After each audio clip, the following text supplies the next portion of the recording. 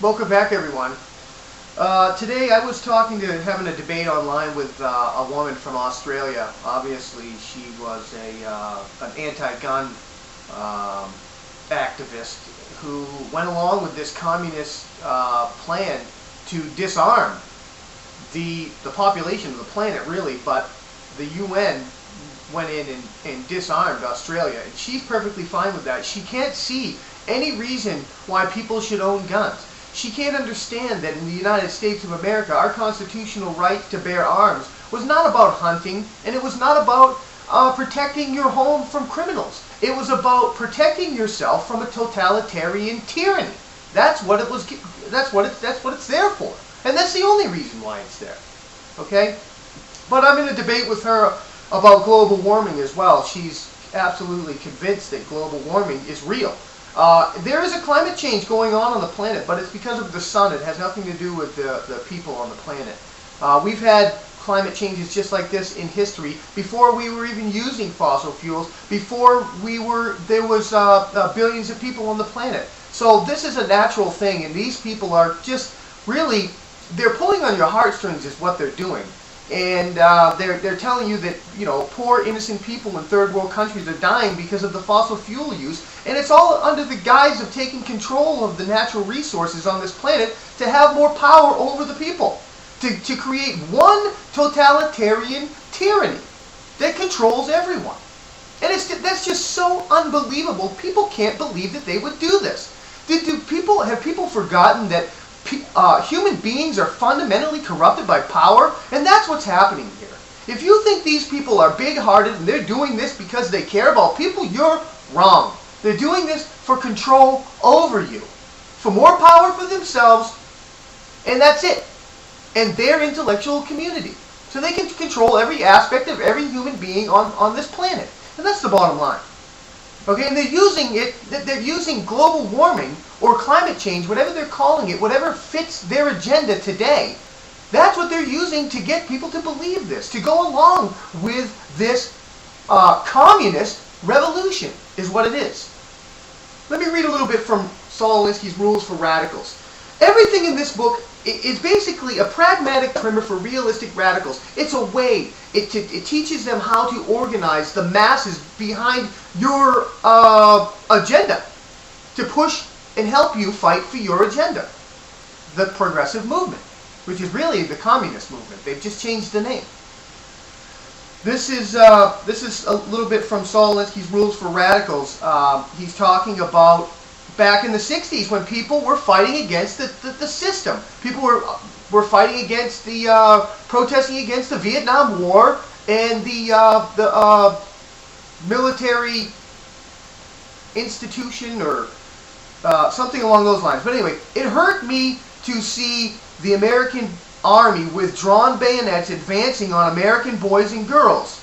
But the answer I gave the young radicals seemed to me the only realistic one. Do one of three things. 1.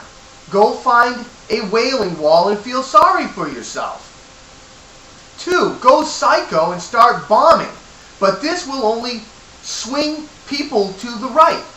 Like the Weather Underground. That's what they were doing, bombing. He calls them, what did he say about them? He said that they were a cop-out.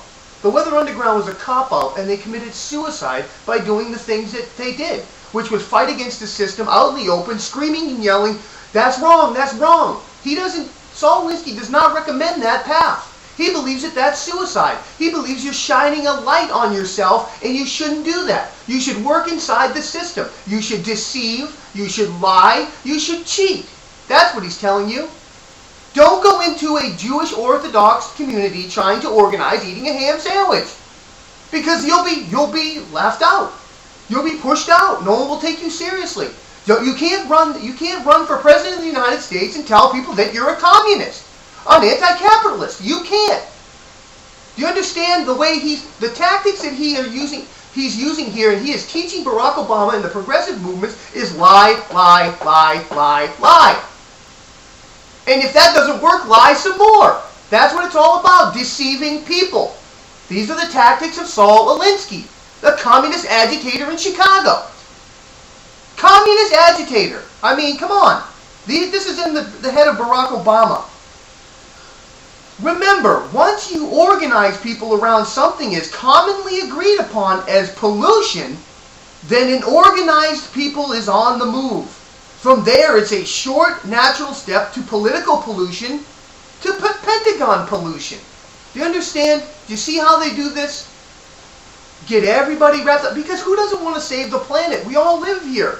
Nobody wants to pollute, but they don't want to do realistic things to stop pollution.